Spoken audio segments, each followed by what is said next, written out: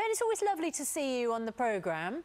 How are you going to save the Solent? What's the problem in the Solent that's got you agitated?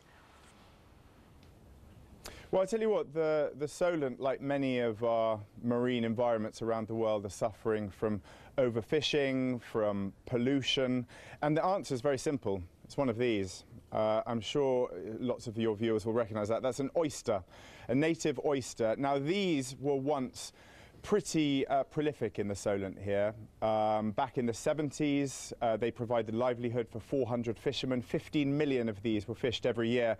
And these are a keystone species here. So as well as being something that you can eat, whether you love them or whether you hate them, these are so important for the marine environment. This one oyster can filter up to 200 litres of seawater through it every day. It clears, helps clean the water, it provides a marine habitat for all sorts of other species. So this is so important. This genuinely could save the Solent. So Ben, what happened to all the oysters that were there? Did they just get fished out completely, and how are you going to stop that from happening? And how many of those oysters are you going to have to introduce as well? Well, listen, exactly as you say, they were overfished. We humans, we're not particularly good at doing things carefully. We always seem to overtip the balance, but hopefully we're changing all of that. You can see some of the team behind me from the University of Portsmouth. They're checking through some of the oysters, and the plan's very simple. 10,000 are going down this month.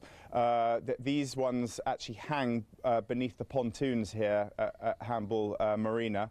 But the plan is to actually introduce 1 million of these per year for the next 3 years all across the Solent. They're going to be put in specifically designated areas, and the hope is, first of all, that these start to thrive and clean our marine environment again, and then ultimately the fishery will reopen and will return a livelihood to fishermen down here who once had a lucrative income from these. So it's finding that careful balance between economy but also protecting and improving the marine environment. Ben, can I just ask, that is a very large oyster you're holding.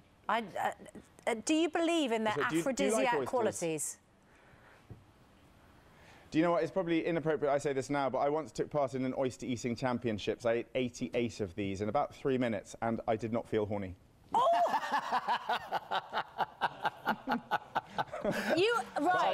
I'll save it for you, Susanna, or Ben, whoever feels they might need some. Whatever it is you're bring one suggesting back. saving, Ben.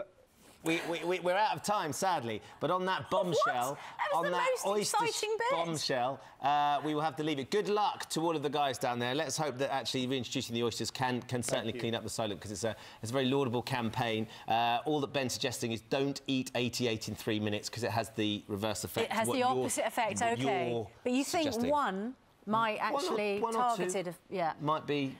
Right.